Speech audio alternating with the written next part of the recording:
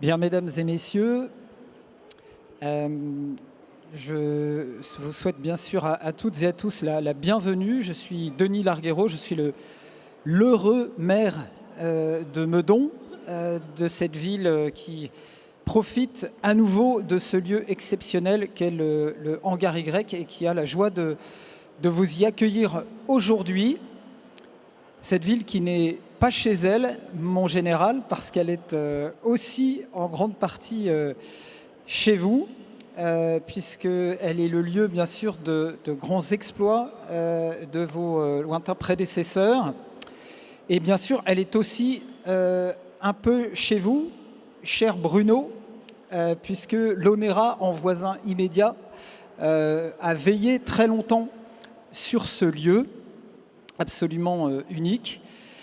Et c'est une très grande chance aussi, je crois, ce matin, de pouvoir nous exprimer, aborder les sujets que nous allons aborder ensemble, entourés de jeunes, en présence de celles et ceux, 250 jeunes des meilleures écoles de la République, si je puis dire, et bien de pouvoir le faire avec la certitude, mon général, que l'avenir est devant nous, que l'avenir est assuré, au moins en partie, grâce à ces jeunes qui vont travailler sur ces problématiques que nous leur soumettons au travers du partenariat avec Hussard Academy, qui me revient aussi de remercier ce matin. Et je suis très heureux, bien sûr aussi, d'accueillir Jean-Philippe Regnault, qui, d'une certaine manière, est le Meudonnais de l'étape, celui qui est à la fois le représentant de cet ADN de notre ville, qui reste passionné par ces sujets d'innovation, de science, de technique, de développement, d'espace, et aussi profondément ancré dans son territoire, parce que cet événement n'existerait pas si un certain nombre de Meudonnais passionnés de ces sujets, très pris aussi dans leur vie professionnelle par ailleurs, mon général, mais ne consacraient du temps, leur temps, à organiser ce que nous allons pouvoir vivre ce matin, mais aussi demain et samedi et dimanche, puisque l'originalité de cette formule de festival, c'est bien d'avoir à la fois des journées professionnelles, des journées étudiantes, mais aussi des journées grand public. Et c'est vraiment cette complémentarité, je pense, qui fait un peu notre différence et qui, je crois, donne toute sa qualité à cet événement. Un petit clin d'œil pour commencer cette journée. C'est une atmosphère de roman d'espionnage à travers les arbres. Un chemin que de nombreux écriteaux vous ordonnent de ne pas quitter, relate le journal Paris Presse de 1965. Une seconde après, c'est l'émerveillement. Sous la gigantesque verrière à Meudon, on donne aux Français de 1965, pour qui l'avion n'est guère plus qu'un taxi volant, une idée magnifique de cette folle épopée née avec le siècle. Voilà ce que la presse écrivait de ce lieu en 1965. Vous voyez que, d'une certaine manière, aujourd'hui, nous réconcilions ce lieu avec son histoire. C'est en tous les cas le projet de ceux qui en sont les nouveaux inspirateurs. Et je veux citer à cette occasion particulièrement, bien sûr, Frédéric Jousset, qui nous accueille ici, Didier Gouban. Frédéric Jousset, d'ailleurs, qui fait partie, me semble-t-il, de la réserve de l'armée de l'air, mon général, et qui, bien sûr, est très attaché à faire revivre ce lieu. Nous avons ici, mon général, encore le souhait de pouvoir rêver de voler, rêver de l'humanité au-delà de ses frontières, même si certains ou certaines voudraient nous en empêcher. Nous pensons que ceci est bon aussi pour nos populations, que ceci est bon aussi pour les transitions que nous devons mener ensemble et que cette industrie doit mener de son côté. Et c'est la raison pour laquelle je suis particulièrement heureux de vous accueillir ici. Nous avons la chance à Meudon d'accueillir maintenant et de plus en plus d'entreprises qui, elles aussi, se positionnent sur ces secteurs d'activité Et bien sûr, vous aurez compris que tout ceci, pour nous, fait sens. Je veux parler de l'arrivée, pas plus tard que cet été, du siège social de Thales à Meudon-sur-Seine. Donc, pour l'anecdote, Patrice Kane est aujourd'hui meudonnais. Il vient faire ses papiers d'état civil dans notre modeste mairie de Meudon, mais vous y voyez le symbole d'une renaissance, d'une certaine manière, et d'une recomposition de cet écosystème qui a fait de Meudon, en son temps, le fer de lance de la recherche aéronautique française, grâce à l'ONERA. Aux côtés de Thales, nous avons désormais HP également, et puis nous avons Dassault Systèmes qui continue de se développer fortement à Meudon-la-Forêt. Nous avons Equinix qui est arrivé, Esri, et bientôt le centre de médiation scientifique que le CNRS souhaite installer sur son site historique de Meudon. Et voilà, pour nous, je crois, mon général, cher Bruno, cher Jean-Philippe, les conditions de pouvoir vous accompagner la réflexion, les idées que vous allez partager ce matin et d'en faire véritablement quelque chose de concret, quelque chose qui s'incarne, quelque chose qui est réellement porté par les entreprises que nous allons entendre ce matin. Et bien sûr que nous remercions chaleureusement de leur présence à nos côtés et des projets, des sujets inspirants qui vont pouvoir nous donner d'écouter et de vivre ce matin. Donc, encore une fois, merci d'avoir choisi Meudon. Merci de votre présence à toutes et à tous. Et très heureux de pouvoir partager ce moment avec vous. Merci beaucoup.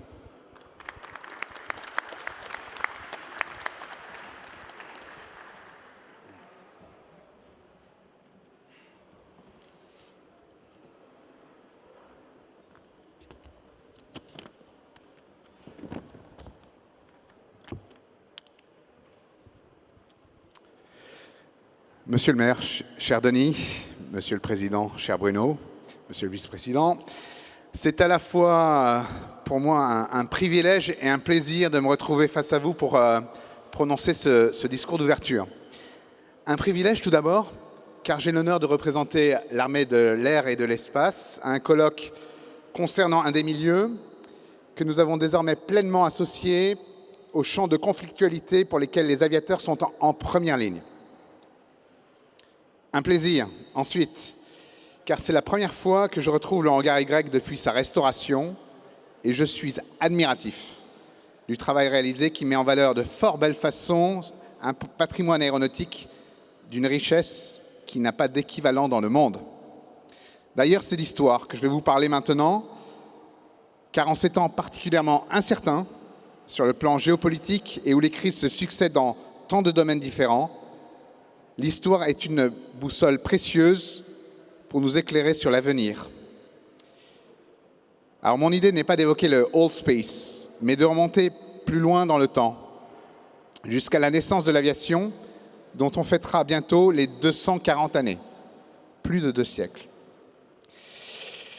De Fleurus, qui sauva la République en 1794 grâce au ballon d'observation, à peine 10 ans après l'invention de l'aérostat par les frères Montgolfier, au premier vol circulaire du dirigeable France qui eut lieu à partir de ce magnifique hangar Y en 1884, je voudrais rappeler à chacun d'entre vous que l'aviation en général et l'aviation militaire en particulier, elle est née en France. Cela est également vrai pour les plus lourds que l'air, avec le saut de puce de l'Éole, du génial Clément Ader, qui se matérialisa au château d'Armainvilliers en 1890, soit 13 ans avant le vol inaugural des frères Wright et de leur fameux Flyer. Ces premières mondiales, on les doit à des visionnaires bien de chez nous. Et permettez-moi de citer également le colonel Charles Renard, le capitaine Ferdinand Ferber et l'ingénieur Albert Cacot, qui furent tous les trois particulièrement actifs ici même à Meudon, ville qui peut finalement revendiquer le titre de berceau mondial de l'aviation. Ce remarquable état d'esprit qui animait ces pionniers à l'époque perdure encore aujourd'hui chez les aviateurs français de l'armée de l'air et de l'espace qui ont dans leur ADN l'audace, l'innovation et la passion. En 2019, la France a ainsi figuré parmi les tout premiers pays à se doter d'un commandement de l'espace et je salue son actuel comespace, le général Philippe Adam, qui n'a malheureusement pas pu faire le déplacement aujourd'hui. En 2023, les aviateurs poursuivent leur transformation et c'est en tant que chef d'état-major du tout nouveau commandement territorial de l'armée de l'air et de l'espace que j'interviens devant vous aujourd'hui. Basé à Bordeaux-Mérignac, notre mission est d'avoir un coup d'avance en fédérant et en rapprochant les énergies au plus près de nos bases aériennes pour être au rendez-vous des nombreux défis que les aviateurs doivent relever dans un monde devenu particulièrement complexe, imprédictible et dangereux. Malgré ce contexte difficile, les raisons d'être confiants existent. Nous inscrivant dans les pas de nos aînés prestigieux, nous bénéficions en France de filières aéronautiques qui sont remarquables. Et je tiens à saluer le travail de valorisation de tous ces savoir-faire à la pointe de la technologie, travail qui est mené par l'association Alumni Onera, que ce soit par le biais d'événements comme ce colloque ou au travers de la publication de Trajectoire, qui est une revue de référence pour tous ceux qui s'intéressent sérieusement à l'aviation et à l'espace. Pour conclure, je voudrais m'adresser aux plus jeunes d'entre vous. J'ai été très heureux de constater qu'il y en avait autant à l'occasion de ce hackathon qui est mené en parallèle. Alors qu'en à peine plus d'un siècle, l'espace extra-atmosphérique a succédé à l'espace aérien comme nouvelle frontière, c'est à cette jeune génération que revient le privilège de l'explorer et de repousser encore plus loin les limites des connaissances de l'humanité. Certes, en 1909, Clément Ader avait pu écrire « L'aviation militaire deviendra toute puissante. D'elle dépendra l'avenir des nations. » Mais s'il était encore en vie aujourd'hui, je ne doute pas qu'il dirait la même chose de l'espace et donc du New, voire du Next Space. Je vous souhaite à toutes et à tous d'excellents échanges tout au long de ces 2 jours de colloque et je vous remercie pour votre attention.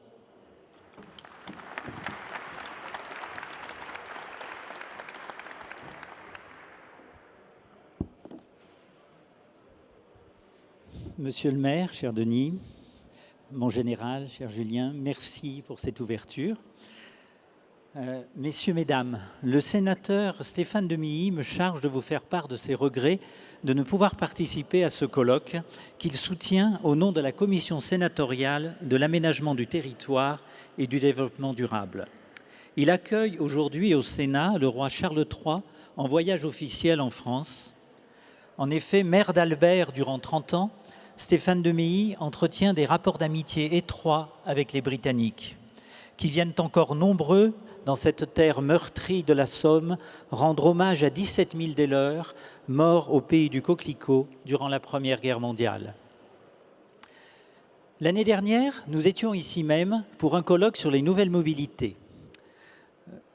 Le général Sabéné a eu la bonté de dire du bien de la revue Trajectoire, donc je vous invite à prendre le numéro 2 de Trajectoire qui héberge les actes du colloque de l'année dernière sur les nouvelles mobilités. Et il y a 2 ans, nous étions à Meudon pour un colloque sur le futur de l'aérostation. Il y a également quelques tirés à part, donc les tirés à part du colloque sur le futur de l'aérostation et les actes du colloque mobilité.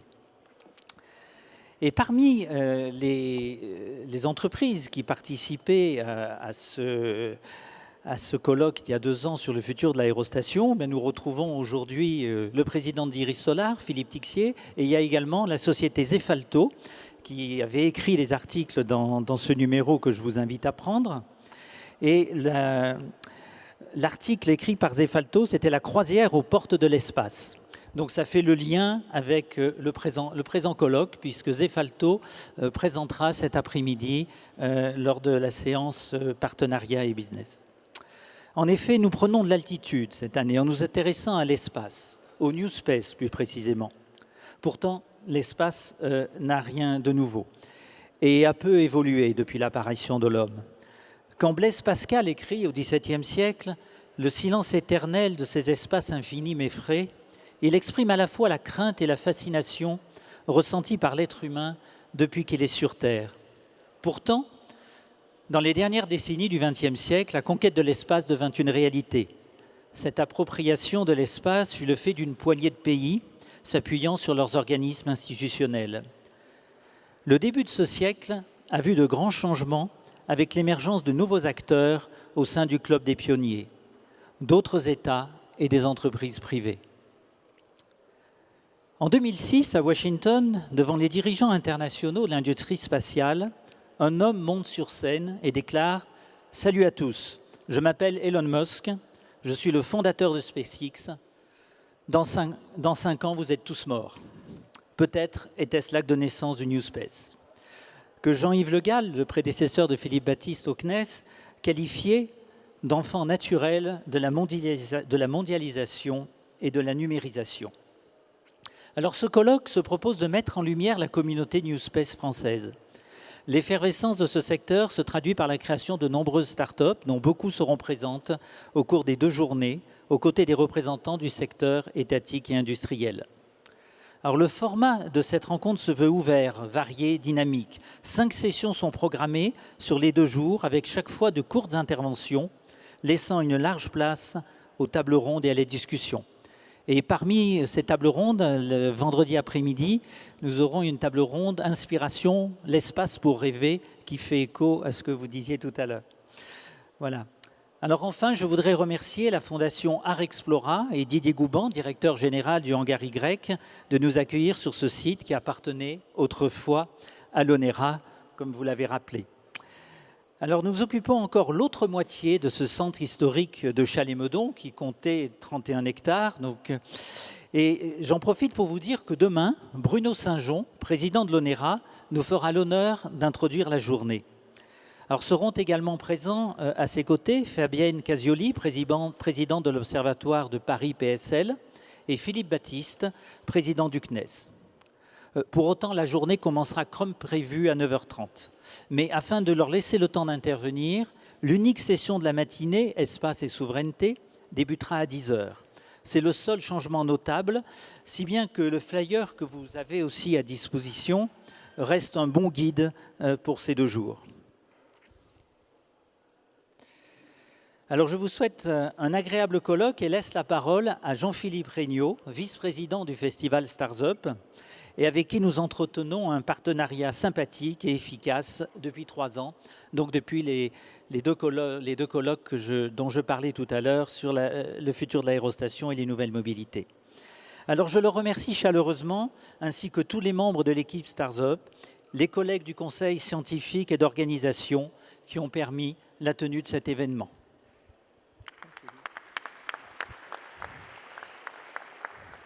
Merci Bruno. Bonjour à tous. Cher Denis, mon général, Bruno, je vais essayer de faire bref. Et comme toujours, j'ai eu la chance aussi de faire l'introduction avec vous déjà l'année dernière. Petit retour en arrière, lorsque, avec François Desgardins, le président du festival, et plein de passionnés de Meudon, nous avons lancé ce festival.